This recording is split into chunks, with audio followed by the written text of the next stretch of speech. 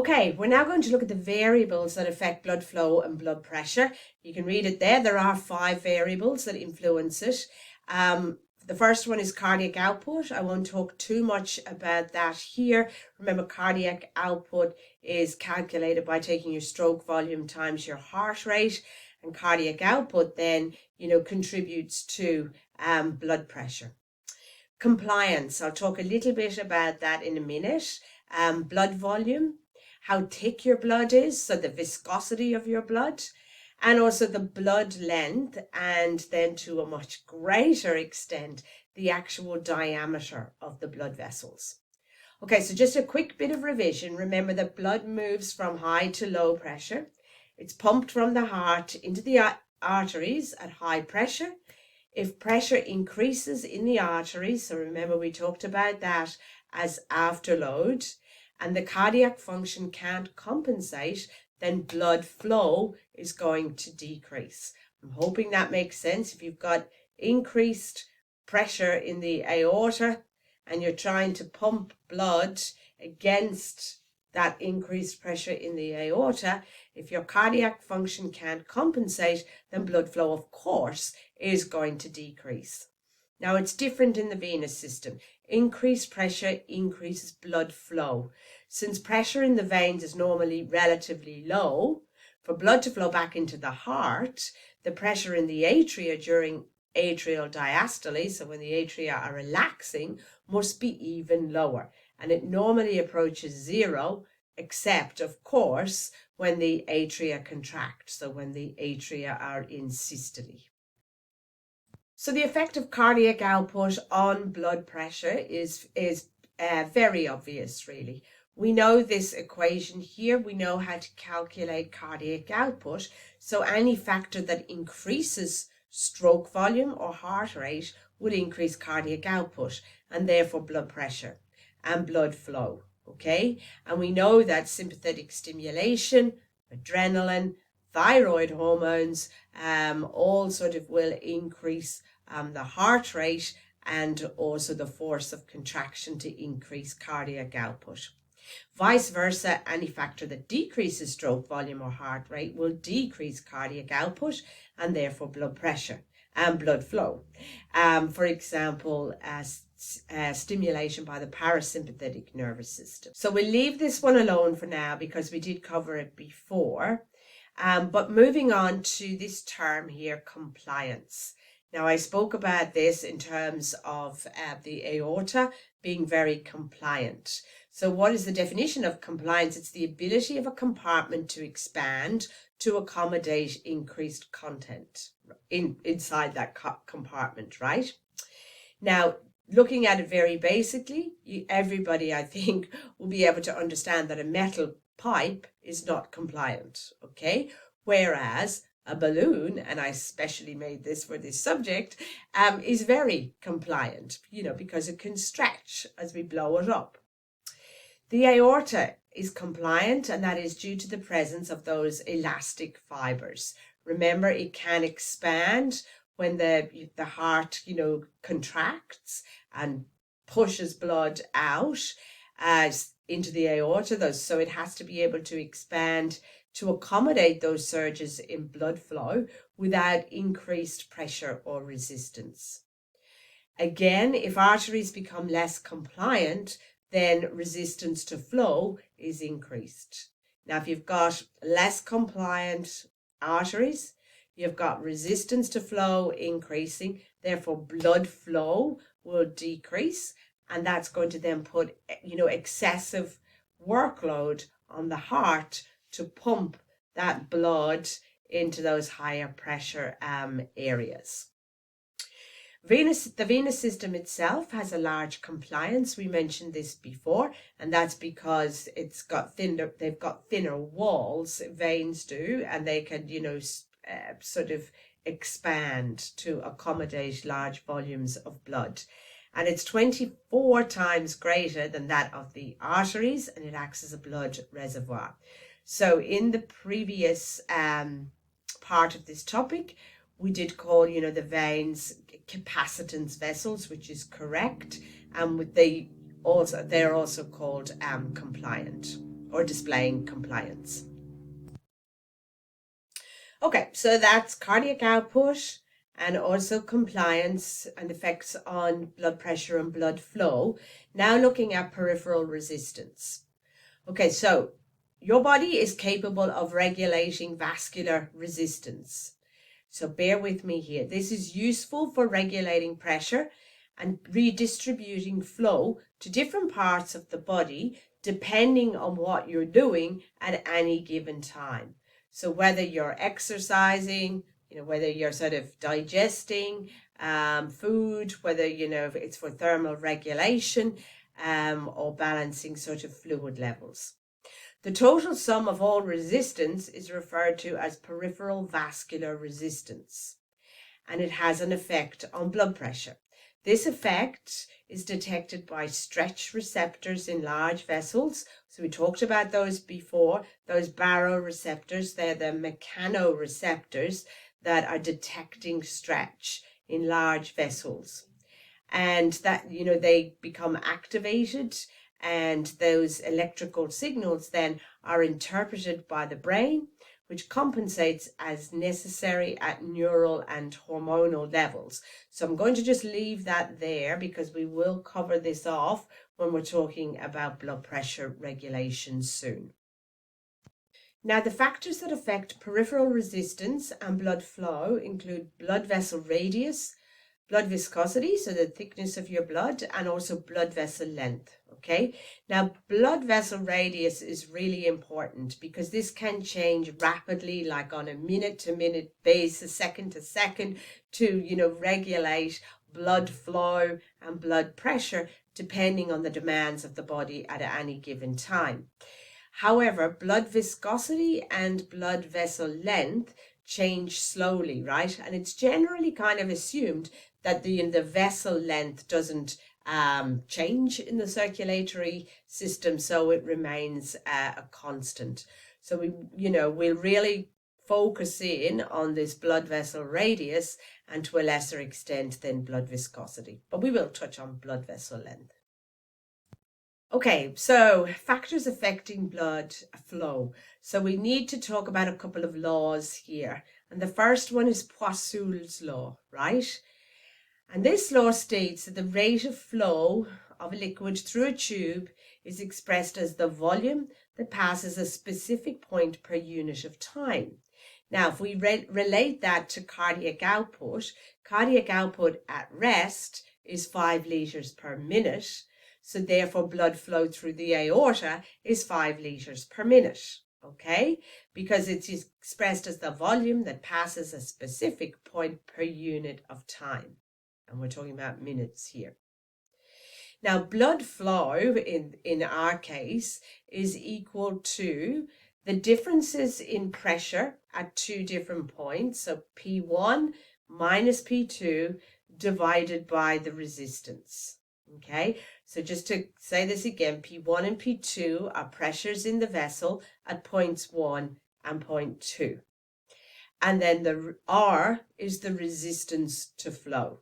Okay, so what we can work out from this very simple equation here is that flow is going to be directly proportional to pressure differences. So the greater the difference between P1 and P2, the greater the flow. Okay, that's pretty easy to get. And then flow is going to be inversely proportional to resistance. Okay, so that means the greater the resistance, the less the flow, or the smaller the resistance, the greater the flow. Now that's a very simplified version of quite a complex looking equation, which looks like this. And by just sort of rejigging it around, you can work this out. And I'm going to leave that for all of the math nerds. You don't need to remember any of that in that navy blue rectangle there. But that is how we get from this equation then down to deduce what I've just mentioned. So I guess what this means for us, right? If you think about it, flow decreases when resistance increases and vice versa. Resistance again is inversely proportional to blood vessel diameter. So vasoconstriction, so when that ring of vascular smooth muscle contracts, that's going to increase resistance and decrease blood flow. Because if you think of a hollowed out tube and the ring of smooth muscle is contracting, you're going to sort of narrow that passageway, and that's going to increase resistance and decrease blood flow. However, if you think about it, what's happening during exercise, the heart is beating with greater force, so that's increasing the blood pressure in the aorta. The capillaries then located in skeletal muscle increase in diameter, and that decreases resistance, so you get increasing flow, which is exactly what you want, because you want increased flow of oxygenated blood to that exercising skeletal muscle. So blood flow in the aorta can increase from 5 litres per minute at rest to 25 litres per minute during vigorous exercise. And it's not only exercise where this is important. In a clinical context, a small change in the vessel's diameter has an exponential effect on blood flow, right? For example, with atherosclerosis as well. And, you'll learn much more about atherosclerosis and those plaques. Again, they will be forming on arterial walls, and that's what's, changing the vessel's diameter, so making the lumen narrower, increasing resistance and decreasing blood flow. So we'll just focus in a little more on this vessel diameter, because it is really important that everybody gets it in terms of its effect on resistance and therefore blood flow. So the diameter of a vessel, so we're talking about the whole kind of circle here. We know that different types of blood vessels have different diameters, right? From, the aorta to the other elastic arteries down to the muscular arteries, getting smaller diameters to the arterioles, to the capillaries, and so on. Now, the diameter of vessels also changes in response to neural and chemical signals that trigger vasodilation, so say parasympathetic nervous system, and then vasoconstriction with the sympathetic nervous system, and hormone chemicals, such as adrenaline and thyroid hormones. Vascular tone then describes the contractile state of smooth muscle, and it's a primary determinant of diameter. And therefore, if it's a primary determinant of diameter, it's also going to be a primary determinant of resistance to flow and blood flow. With an increased diameter, which you're looking at down here, you can see that, the blood is flowing in this direction through this wide tube. And you can see that here, the layers of blood in the middle are flowing most rapidly. And that's because they're not in contact with the vessel wall, right? So there's less blood contacting the vessel wall in a large diameter vessel. There is some in contact with the vessel wall, but it's less than in these thinner vessels. So there's lower friction in these larger diameter vessels, and therefore lower resistance, and subsequently increased blood flow. In these narrower or thinner vessels here that have a decreased diameter, more of the blood flow is contacting the vessel wall. So there's going to be increased resistance, okay? And that's going to subsequently decrease flow. So having the diameter will increase resistance 16-fold. And that also decreases flow by 16-fold, okay? Which is crazy, right? Now, you don't need to know this, but if you were very good at maths and you stared at this equation and played around with it, you can see here that the radius is to the power of 4, okay? And that's why these very small changes in diameter and therefore radius and therefore diameter produces these massive, changes and increases in resistance and also decrease in blood flow. I haven't quite finished with peripheral resistance. We'll get to it in a summary slide in a few slides time, and hopefully then that will tie it all together for you. But I'm going to move on to the next factor here, which is vessel length. We're going to slip through this really quickly. The length of a vessel is directly proportional to resistance.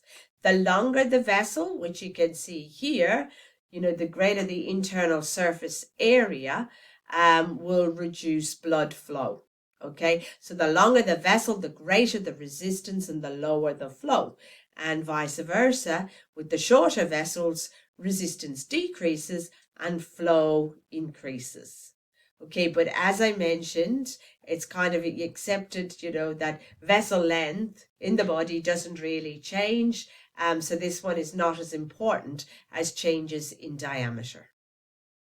Okay, everyone, are you still with me? I hope your heads are not hurting, but we're going to power through this. This is the fourth factor here, which is blood volume. And this one's really easy, I think, right? If your blood volume decreases, your blood pressure and your blood flow is going to decrease. Okay, that's pretty obvious. When might your blood volume decrease? If you're hemorrhaging, so bleeding. If you're vomiting, so vomiting up fluid, you're going to lose water out of the blood. And dehydration as well, so that loss of fluid. Blood volume increases, your blood pressure and your flow is going to increase as well. When might you see this? Well, there's lots of different clinical conditions, but let's just focus in on this one here. If somebody is retaining sodium in the blood, that's going to draw more water into the blood, and therefore the blood pressure and the flow then will increase. You can also see it in heart failure as well. And to the fifth factor now, which is viscosity, which is the measure of resistance of liquid to flow. Okay, resistance is inversely proportional to flow. As viscosity increases, so as a liquid thickens, the pressure required for flow increases. Okay. Let's go to this. I've been talking so long, I feel like I need a chocolate chip cookie, but I don't have any here, so I'll just power on through. We've got a glass of milk here, and we've got a thick shake here. Now, if we just assume that the diameter of the straw is the same in both liquids, you can clearly see, even by its name, that this thick shake is way more viscous than the glass of milk. Okay, so there's going to be less kind of flow through that straw and more pressure required to, to increase that flow. The viscosity in the body is largely, influenced by the hematocrit that we talked about back in the blood topic. And remember what that is. It's the percentage of the total blood volume composed of red cells. So there we've got, a normal hematocrit down there. And then we've got abnormal hematocrits where it's too low here in the state of anemia and too high here when there's too many red cells, so polycythemia. So dehydration and or uncontrolled production of red blood cells can lead to increased viscosity. So the blood, gets thicker, and that's going to increase the workload on the heart to push that thickened blood through the circulature. So let's try and put all of this together, looking firstly at vessel cross-sectional diameter to begin with, and its effect on velocity of flow and all of that. Okay, so you can see that we have one aorta, right? So let's just call that the elastic artery for the purpose of this. It's 5 centimeters in diameter. You can see here, but there's only one of them, right? The velocity of flow is really, really high. So blood is traveling very quickly through the elastic arteries. Then as you move down and as the vessel diameter gets smaller and smaller, and we get down to these sort of resistance arterioles here, that is matched with a decrease in the flow of blood, right? The diameter doesn't really change across the capillary beds, therefore the velocity doesn't change either. And then as we move into the venules and the sort of larger veins and then up into the vena cava, you can see that it picks up speed again, but it never really regains the velocity of the large arteries. Now, what I want you to again note that you only have one aorta with a large diameter, right? So its cross-sectional area is very, very small, okay? But then if you think about your arterioles and capillaries, there's literally millions and millions of these. So while the diameter of each individual one is tiny, there are so many of them that the cross-sectional area is massive, okay? And then similarly, then as you go into the venules, the veins, and then you've only got two, vena cava, superior, inferior, that cross-sectional area then decreases again. So as it says here, from the aorta down to the capillaries, the flow decreases for three different reasons. There is a greater distance, so there's more friction, so therefore decreased flow, okay? There's also smaller radii or smaller diameters of arterioles and capillaries. And the further from the heart that you go, the greater the cross-sectional area, okay? From capillaries then to the vena cava, the flow increases again, and that's because there's a large amount of blood coming out of all of those capillary beds that gets funneled into the smaller channels, as the veins get bigger and fewer in number, but it never regains the velocity of the large arteries. So, just finally to repeat this, as the diameter of each vessel decreases, the total cross-sectional area increases and the velocity of flow decreases. So that by the time you get down to the capillary beds, the flow is nice and slow. And that's really important because this is where the exchange of nutrients and gases and wastes occur. So you want that to give time for that to happen. And remember as well, the capillary beds are really fragile. So you don't want blood sort of rushing through at force and damaging them. Now, if we look at it in terms of blood pressure. So blood pressure, averages 100 millimeters of mercury in the aorta. And then it drops all the way down to zero by the time the blood is returned to the right atrium. And that is due to decreased resistance to flow, again, as the cross-sectional area increases. The greatest drop in blood pressure occurs in arterioles, which regulate blood flow through tissues. There's no sort of large fluctuations in capillaries or veins. And the muscular arteries, if you remember back, and the arterioles are capable of constricting or dilating in response to autonomic signals and hormonal stimulation. Remember that the muscular arteries regulate flow into a region of the body, whereas the arterioles regulate flow into a specific tissue. Okay, everybody, I am going to stop here. I acknowledge that was a lot to take in. Work your way through it slowly. I will be back to talk about capillary exchange, which won't be as long and won't be as taxing. Then we'll talk a little bit about the venous system, and then we're going to talk about the regulation of blood pressure, and then you will be finished the cardiovascular system. So I'll be back after I've had just a little bit of a rest and a cup of tea. So I'll see you all soon.